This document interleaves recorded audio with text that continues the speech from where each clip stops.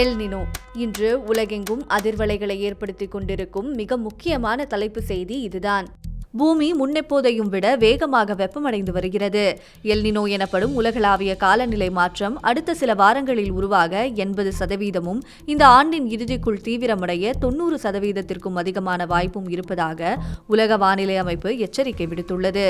பொதுவாக கணிக்க முடியாத இயற்கை மாற்றங்களை கொண்ட காலநிலை அறிவியல் இவ்வளவு துல்லியமான எல் நினோ பற்றி முன்கூட்டியே எச்சரிப்பது மிக மிக அரிதான ஒன்று. ஏற்கனவே பனிப்பாறைகள் உருகுவதும் வறட்சியும் காட்டுத்தீயுமாக கொதித்துக் கொண்டிருக்கும் பூமியில் இந்த முறை எல் நினோ நுழையும் போது அதன் பாதிப்புகள் முன்னெப்போதும் இல்லாத அளவுக்கு மிக கொடூரமானதாக இருக்கும் என்று விஞ்ஞானிகள் கவலை தெரிவிக்கின்றனர். பசிபிக் பெருங்கடலில் நடக்கும் ஒரு மாற்றம் உலக நாடுகளை எப்படி உலுக்கப் போகிறது? இந்த காணொலியில் விரிவாக பார்க்கலாம். பசிபிக் பெருங்கடலின் நடுப்பகுதியில் உள்ள கடல் நீர் வழக்கத்திற்கு மாறாக பயங்கரமாக வெப்பமடைவதையே நாம் எல் நினோ என்கிறோம். இது 2 முதல் 7 ஆண்டுகளுக்கு ஒரு முறை இயற்கையாகவே நடக்கும் ஒரு நிகழ்வுதான். மேற்கு பசிபிக் பகுதியில் வீசும் காற்று திடீரென பலவீனமடையும் போது இந்த மாற்றம் தொடங்குகிறது. காற்று பலவீனமாவதால் கடல் நீர் வெப்பமடைகிறது. கடல் நீர் வெப்பமடைவதால் காற்று இன்னும் பலவீனமடைகிறது.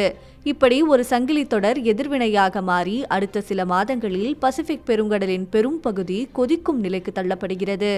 உதாரணத்திற்கு அமெரிக்க நாட்டின் பரப்பளவிற்கு சமமான கடல் பகுதி இப்படி வெப்பமடையும் போது அதிலிருந்து வெளியேறும் பிரம்மாண்டமான வெப்பம் உலகெங்கும் உள்ள ஒட்டுமொத்த வளிமண்டல சுழற்சியையும் தலைகீழாக புரட்டி போட்டுவிடும். இதன் பின்னணியில் நோவோ அமைப்பின் மூத்த விஞ்ஞானி மைக்கேல் மெக்ஃபடேன் உலக நாடுகளுக்கு எச்சரிக்கை ஒன்றை விடுக்கிறார். வரலாற்றில் புகழ்பெற்ற 1997, 2015 ஆகிய ஆண்டுகளில் ஒரு மிகப்பெரிய எல் நினோ உருவாவதற்கு முன்பு பசிபிக் பெருங்கடல் எப்படி இருந்ததோ அதே போன்ற சூழல்தான் இப்பொழுதும் இருக்கிறது. எனவே இந்த ஆண்டும் ஒரு பெரிய எல் நினோ உருவாவதற்கான வாய்ப்புகள் மிக அதிகமாக உள்ளன. இடையில் மாற்றங்கள் ஏதும் வராமல் இருந்தால் இந்த ஆண்டு ஒரு வலுவான எல் நினோவை நாம் எதிர்பார்க்கலாம். பசிபிக் பெருங்கடலில் நடக்கும் ஒரு மாற்றம் உலகெங்கும் உள்ள வானிலையை எப்படி தலைகீழாக மாற்றுகிறது? ஆஸ்திரேலியா, இந்தோனேஷியா, பிலிப்பைன்ஸ் போன்ற மேற்கு பசிபிக் நாடுகள் வழக்கமான ஆண்டுகளில் நல்ல மழைப்பொழிவை பெறும். ஆனால் எல் நினோ காலத்தில் இந்த வெப்பமான கடல் நீர் கிழக்கு நோக்கி நகர்வதால் மேற்கு பசிபிக் நாடுகள் கடும் வறட்சியை சந்திக்க உள்ளன. அதே நேரத்தில் பசிபிக் தீவுகளுக்கும் தென் அமெரிக்காவின் மேற்கு கடற்கரைக்கும் யாரும் எதிர்பாராத வகையில் பேய் மழையை கொண்டு வரும். குறிப்பாக எல் நினோவின் தாக்கம் பசிபிக் நாடுகளோடு மட்டும் நின்று விடுவதில்லை. எல் நினோ எவ்வளவு தீவிரமடைகிறதோ அவ்வளவு தூரம் அதன் பாதிப்புகள் தீவிரமடைகின்றன. இந்தியா உள்ளிட்ட தெற்காசிய நாடுகள், கிழக்கு ஆசியா, அமெரிக்கா போன்ற உலக நாடுகள் எதுவுமே இதிலிருந்து தப்ப முடியாது. 40 ஆண்டுகளுக்கு முந்தைய காலத்தை விட இன்று உலகம் மிகவும் வெப்பமாக உள்ளது.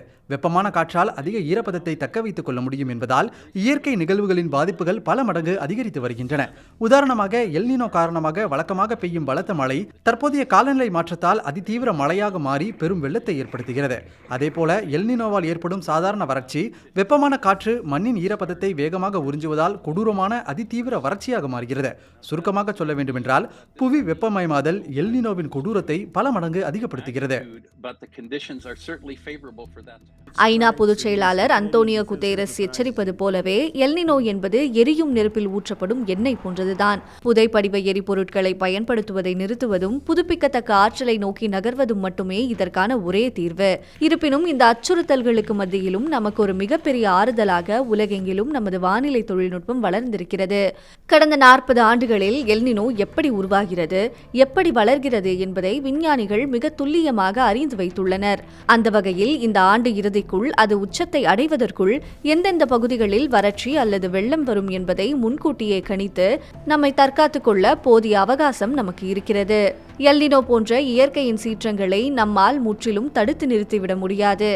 ஆனால் அறிவியல் பூர்வமான அறிவோடும் சரியான திட்டமிடலோடும் உலக நாடுகள் களம் இறங்கினால் எந்த ஒரு பேரழிவிலிருந்தும் மனித இனம் தன்னை தற்காத்துக் கொள்ள முடியும்.